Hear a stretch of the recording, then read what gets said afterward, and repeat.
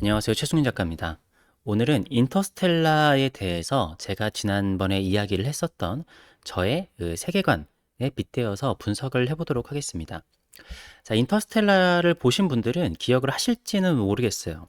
왜냐면 저도 옛날에는 영화를 보면서 왜 저런 약간 오글거리는 얘기를 하지? 왜 과학 영화에서 자꾸만 사랑을 얘기하지? 이런 생각들을 했었거든요. 물론 제가 이야기하는 것들은 뭐 놀란 감독이 이렇다라고 얘기를 한 것도 아니고 뭐 과학적으로 검증이 된 것도 아니고 저의 작품 세계관에 빗대어서 이야기를 하는 겁니다. 자, 그런데 영화를 보다 보면은 저희가 정말로 뭐랄까 좀 집중해서 봐야 될 부분들이 있습니다. 자, 뭐냐면요. 자, 영화에서 웜홀을 만들고 그리고 쿠퍼가 블랙홀에 들어갔었을 때 머피하고 교신을 할 수 있도록 도와주는 존재들을 그들이라고 해요. 여기 영화에서는. 이것은 미래의 인류인데 이 미래의 인류들이 왜 쿠퍼와 머피에게 도움을 주는 것이냐. 중력 방정식을 머피가 찾아내야지 자신들이 생존을 할 수 있기 때문에 쿠퍼하고 머피가 뭐 그런 식으로 중력 방정식을 찾아내는 과정을 어떻게 보면 도와준 거죠. 자, 근데 이 미래의 인류들은 엄청난 힘을 가지고 있어요. 자, 여기에 나와 있는 그들은 이미 5차원을 이해를 하는 존재고 그것을 만들 수 있고 웜홀을 만들 수도 있죠. 그리고 쿠퍼가 블랙홀 안에서 여러 가지들을 조절을 할 수 있도록, 그러니까 4차원, 5차원의 세계인데 그거를 쿠퍼가 3차원의 세계로 이해를 할 수 있도록 도와주는, 어떻게 보면 인류가 봤었을 때는 어마어마한 전지전능한 신 같은 존재예요. 근데 잘 이 영화를 보시면은 이렇게 중요한 일을 엄청난 계산을 해가지고 이 프로젝트를 만든 것 같은데, 정작 가장 중요한 거는 그 영화에서 보면은 머피가, 제가 영화 장면들을 좀 보여드리면서 말씀을 드리고 싶은데, 이게 뭐 저작권으로 해가지고 어떻게 구할 수 있는 게 없더라고요. 쿠팡 플레이에만 유일하게 있는데 이게 이렇게 캡처 자체가 불가능한 콘텐츠더라고요. 근데 어쨌든 그 집에서 이제 빨리 나와야 되는 와중에 그 시계에서 움찔움찔 하는 게 아버지가 보낸 메시지라는 거를, 안 그럴 확률도 굉장히 크잖아요. 밖에서는 빨리 나오라고 하고 지금 나는 돌아가서 해야 될 일도 많은데, 어떻게 보면 이게 굉장한 우연에 기댄 거란 말이에요. 그러니까 막 블랙홀부터 해가지고 막 수천 광년을 막 이동을 하고 뭐 여러 가지를 하는 막 그런 엄청난 프로젝트에 결국에는 이 사람의 그 믿음, 이런 거에 걸었단 말이에요. 근데 이게 사실 말이 되는 것이냐. 게다가 쿠퍼가 블랙홀에 들어가자마자 깨달은 것이 무엇이냐라고 하면은 바로 사랑입니다. 그러니까 그 전에 브랜든 박사가 자기는 사랑에 대해서 막 이런 이야기를, 여러 이야기를 하거든요. 자, 이 장면을 보면은 이제는 머리가 아니라 마음이 시키는 대로 하고 싶어요. 너무 이론에만 집착해 왔는데 사랑은 우리 인간이 발명한 게 아니지만 관찰이 가능하고 강력하다. 뭔가 의미가 있을 거다. 우리 인간이 이해 못하는 그 무언가를 의미할지도 모른다. 이건 어쩌면 우리가 알지 못하는 더 높은 차원이 존재한다는 증거일 수도 있다. 사랑은 시공간을 초월하는 우리가 알 수 있는 유일한 것이다. 이해할 수는 없지만 믿을 수밖에 없는 것이 바로 사랑이다. 라고 이야기를 하는데, 여기에서 쿠퍼는 무슨 말도 안 되는 소리냐 하고서 이거를 무시를 하거든요. 그런데 본인이 그 블랙홀에 들어가자마자 하는 얘기가, 그 타스는 여기서 나오는 그 로봇인데, 타스가 물어봅니다. 이게 어떻게 뭐 되냐는데 사랑이라고 그래요, 계속. 쿠퍼가 계속 이 모든 건 사랑 때문에 가능했다라는 거를 블랙홀에 들어가서야 이제 약간 깨닫는 듯이 계속 사랑을 강조를 하거든요. 이게 어떻게 보면 오글거리는데, 앞서서 브랜드 앤 해서웨이가 정답 같은 걸 되게 얘기를 해줬죠.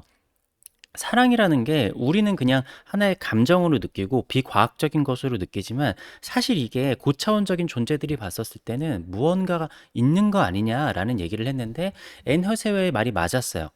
브랜든 박사가 자기의 직감대로 자기 남자친구를 사랑하는 남자친구가 있었던 별로 가는 게 사실은 맞았죠.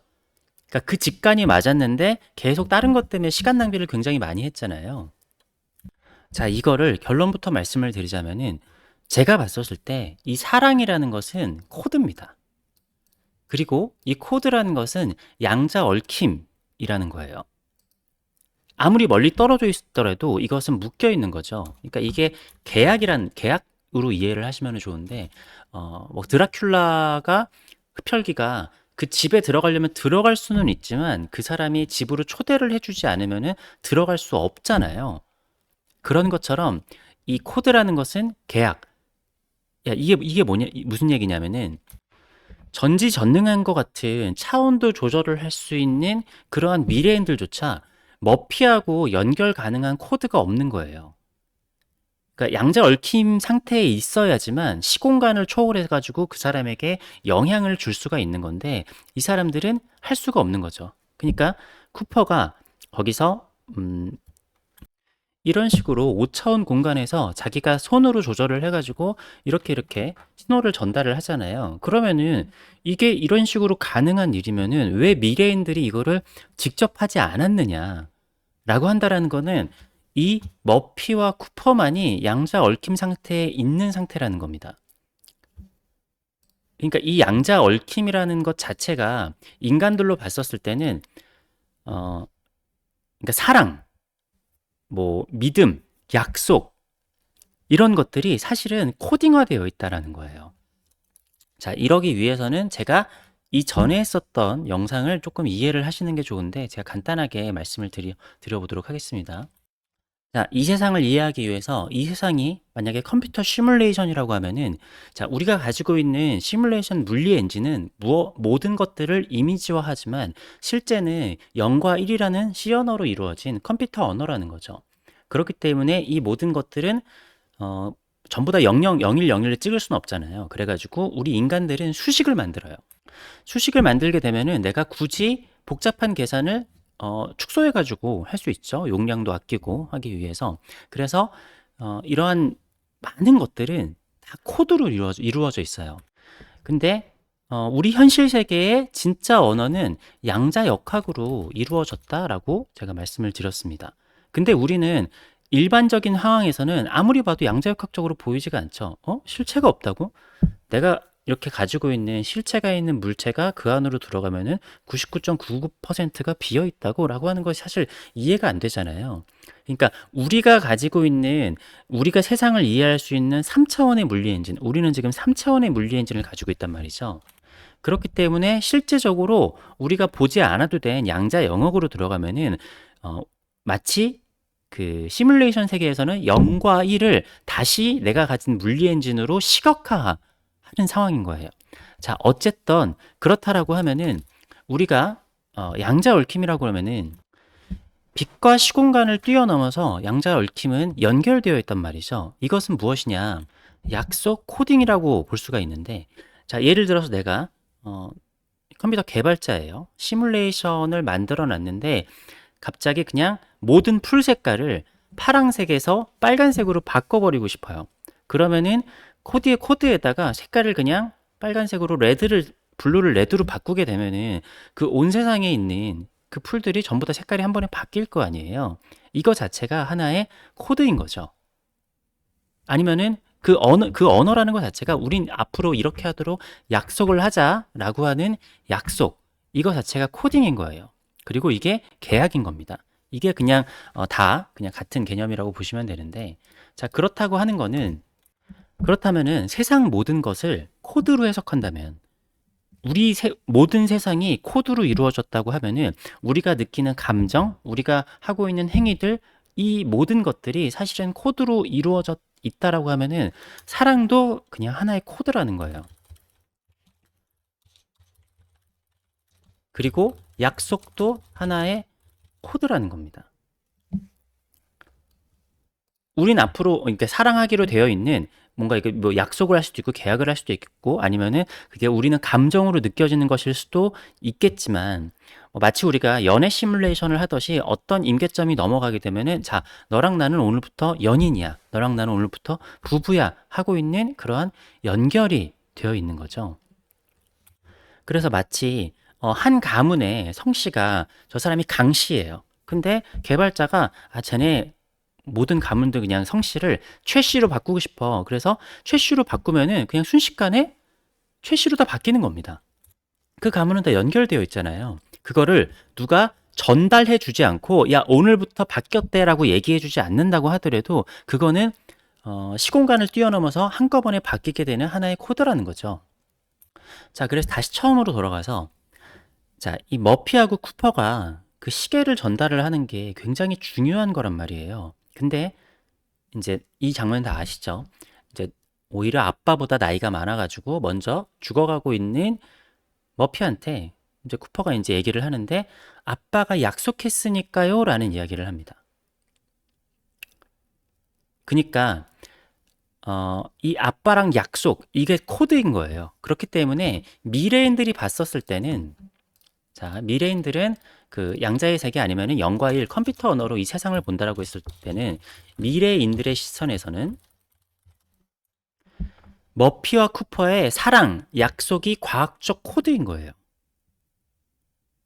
이거를 그냥 하나의 시뮬레이션, 컴퓨터 시뮬레이션이라고 한다라고 하면은 머피와 쿠퍼의 사랑과 약속이 하나의 코드이기 때문에 이 둘만이 서로 양자 얽힘 상태로 존재할 수 있기 때문에 이 굉장히 비효율적인 일들을 벌이게 된 겁니다. 자, 생각해 보면은 자, 그러면은 또 이런 생각을 할 수 있어요. 그러니까 토성 옆에 웜홀 있잖아요. 이게 발견된 지 수십 년이라고 수십 년이 영화에서는 한 50년 정도 됐다라고 이야기를 했었던 것 같은데 그러니까 이거는 발견할 때 지구인들이 발견을 하겠지라고 해가지고 굉장히 오랜 시간 전부터 이렇게 띄어놨었죠. 그러니까 이들이 전지전능해 보이지만 이거를 딱 그냥 메시지를 보내거나 뭔가 하는 게 안 되는 거예요. 인간한테 그냥 메시지를 보내거나 갑자기 컴퓨터에다가 뭔가를 하거나 뭐 이런 식으로 하면 되잖아요. 야, 저쪽에 웜홀이 있으니까 한번 봐봐. 근데 우연히 찾아내길 기다렸잖아요. 왜 이렇게까지 했느냐? 그들은 현대인들하고 연결되어 있지 않기 때문이에요. 코드가 묶여 있지 않은 거죠. 자, 그러면은 왜 그러면은 그 멀리까지 웜홀로 이동을 시켜가지고 블랙홀에 들어가는 것까지 시나리오를 짜가지고 하게 된 것이냐? 위험하잖아요. 그리고 블랙홀에 들어가게 되는 것도 어떻게 보면 되게 우연적으로 들어간 것처럼 보여진단 말이죠. 여기서부터는 조금 더 어려울 수 있는데 제가 몇 번 지금 최근에 올린 영상들에서 하는 이야기가 이 세상은 이미 쓰여져 있는 하나의 점이라는 겁니다. 어떻게 보면은 굉장히 많은 내용들이 있는 것 같지만 어떻게 보면은 정말 허무할 정도로 그냥 한 줄의 코드일 수도 있어요. 그러니까 우리가 굉장히 많은 숫자들을 압축을 하잖아요. 수식들을 어떻게 보면은 플러스 마이너스로만 하면은 끝도 없을 정도의 수식을 그냥 한 두세 단어의 수식으로 줄일 수가 있단 말이에요. 우린 계속 압축을 시키고 과학자들도 하는 게 어떻게 보면은 세상을 수식적으로 해서 압축하는 일들을 하고 있습니다. 근데 이 세상은 이미 쓰여져 있는 점이라는 건데 이것이 바로 블랙홀이라는 거예요. 어떻게 보면은 이건 제 생각입니다. 블랙홀은 만들어진 것이 아니라 이 세상이 지금 블랙홀을 읽고 있다라는 거예요.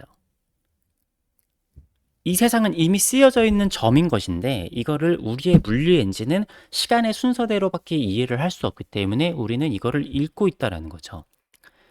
그러니까 이 세상에서 뭐가 해서 이렇게 해가지고 블랙홀이 생겨났다라고 우리는 이해를 하고 있는데 그게 아니라 애초에 블랙홀 자체가 우리 세상 자체라는 거예요. 그렇기 때문에 왜 이렇게 들어갔냐? 블랙홀에는 이미 과거와 현재와 미래가 모두 쓰여 있다라는 얘기예요. 자, 과거에 쿠프와 머피를 만나게 할 수 있는 거를 5차원으로 조절을 할 수 있다라고 하면은 굳이 이거를 블랙홀로 끌어들일 이유까지는 없습니다. 근데 블랙홀이라는 거는 그냥 뭐 어느까지 범위인지는 모르겠어요. 이 우주 전체인지 아니면은 포함되어 있는 은하마다 중앙에 거대한 블랙홀이 있으니까 그 은하만 있는 것인지 물론 뭐 이 은하 전체에도 블랙홀이 뭐 엄청나게 많은 하나의 은하에도 있다라고 하기는 하지만 어쨌든 이 블랙홀에 모든 것이 쓰여 있다라고 하면은 밖에서는 그거를 조절을 할 수가 없다라는 거예요. 블랙홀 안에 들어가야지만 그 쓰여져 있는 것들을 수정을 할 수가 있다라는, 물론 수정을 할 수 있다라는 이런 개념 자체가 가능한 것인지는 모르겠지만, 마치 우리가 책을 읽고 있는데 책에서 앞서 들어가서 책을 고쳐 쓰는 거랑 마찬가지라는 거예요.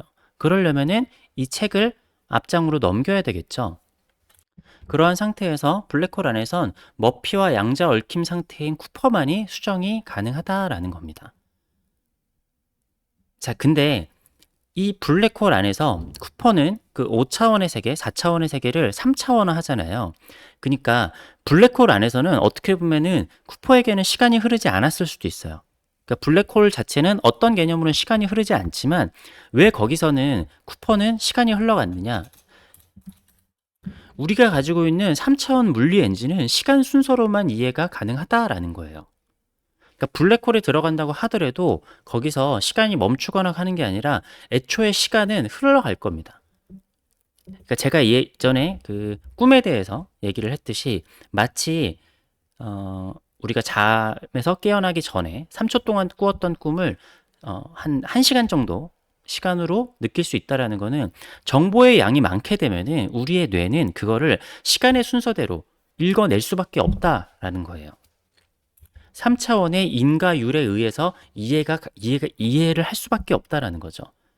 그러니까 시간이 흐르는 게 아니라 우리 뇌가 그렇게 이해를 할 수밖에 없는 겁니다. 그보다 빠르거나 아니면 시간 순서가 뒤죽박죽되는 거는 이해 자체가 불가능한 거예요. 자, 아무튼 오늘 한 이야기를 정리를 해보도록 하겠습니다. 물론 크리스토퍼 놀란이 이런 생각을 하고 이런 영화를 만들었는지 어땠는지까지는 제가 잘 모르겠어요. 근데 저는 만약에 크리스토퍼 놀란이 저랑 같은 생각을 했다. 이 세상의 코드라고 하면은 사랑도 그냥 하나의 코드, 그리고 약속도 하나의 코드가 아닌가. 그래서 이 브랜드 박사가 이야기하는 게 사실은 이 영화의 가장 큰 주제가 아니냐. 너무 이론에만 집착해 왔는데 사랑이라는 거는 이것 자체도 과학적인 이론이 아닌 것이냐. 우리가 이해하지 못하는 것을 의미를 하는데 고차원적인 고차원적인 존재들이 봤었을 때는 사랑이라는 것은 시공간을 초월할 수 있는 이것 자체도 과학적인 하나의 원리라는 거죠.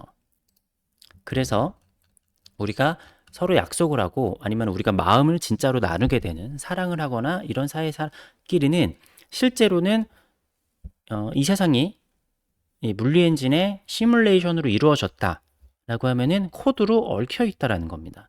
그렇기 때문에 빛의 속도로 이게 전달이 되는 게 아니라 그냥 이 세상의 시뮬레이션으로 코드 연결되어 있기 때문에 시공간과 뭐 거리 모든 것을 뛰어넘을 수 있다라는 거예요. 앞서 얘기를 했듯이 컴퓨터 시뮬레이션에서 이 안에 있는 모든 것을 뭐 코드를 하나를 바꾸면 그냥 전체가 다 바뀌잖아요. 이거는 누가 전달을 하는 게 아니라 그냥 코드로 전체적으로 바뀐단 말이죠.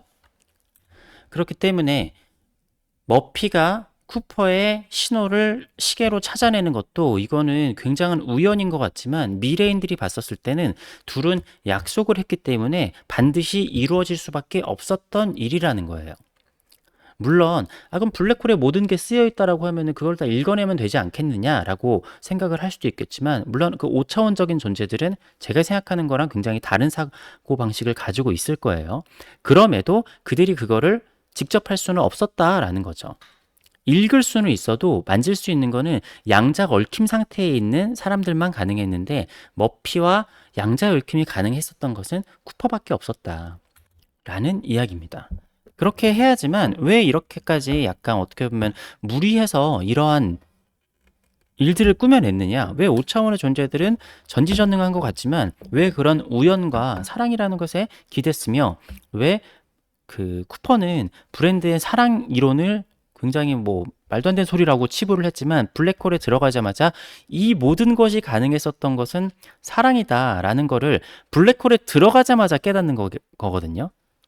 그게 어떤 건지는 모르겠어요. 들어가자마자 내가 머피와 나는 사랑하기 때문에 우리가 얽혀 있구나라는 거를 블랙홀에 들어가자마자 깨달아가지고 그러니까 그때 중력 방정식에 대해서 전달을 해줬다란 말이죠.